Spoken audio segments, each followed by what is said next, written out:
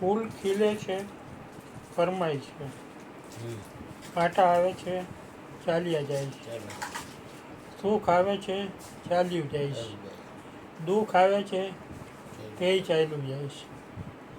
સંસારમાં આ ચાલ્યા જવાના શાશ્વત નિયમને જે જાણી લે છે તેનું જીવન ધીરે ધીરે બંધનોથી મુક્ત બની જાય છે.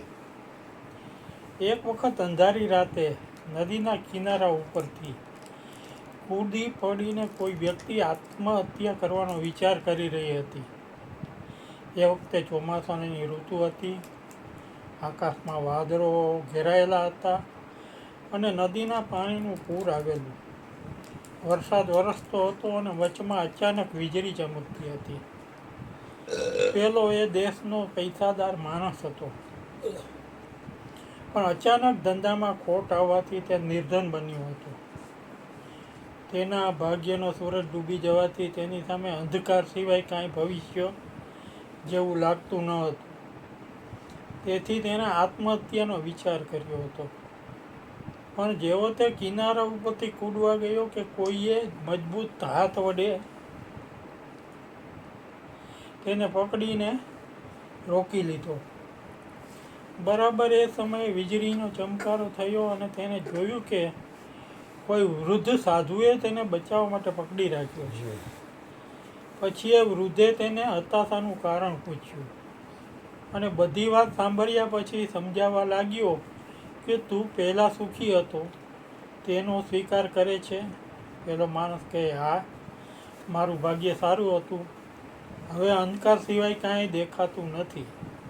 વૃદ્ધ સાધુએ કહ્યું કે દિવસ પછી રાત હોય છે અને રાત પછી દિવસ ઉગે છે. જ્યારે દિવસ ટકતો નથી તો રાત કેવી રીતે ટકે? પરિવર્તન તો પ્રકૃતિનો નિયમ છે. ધ્યાન દઈને સાંભળી લે કે જ્યારે સારા દિવસો ન રહ્યા હોય તો આ ખરાબ દિવસો પણ નહીં રહે. અને જે આ સત્ય જાણી લે છે તે સુખમાં સુખી નથી હોતો અને દુઃખમાં દુઃખ નથી લગાડતો.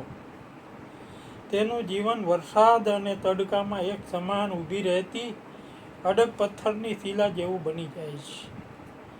સુખ અને દુઃખને જે સંભાવે જાણે છે તેને સ્વયંને જાણી દીધેલ છે. કારણ કે અસ્તિત્વની એકતાની જાણકારી સંભાવને જન્મ આપે છે. સુખ અને દુઃખ તો આવે ને જાય છે. જે આવતુંય નથી ને જતુંય નથી તે પોતાનું અસ્તિત્વ છે ને તેમાં રત રહેવું તે જ સમત્વ છે. બોલીએ સદગુરુ મહારાજની જય.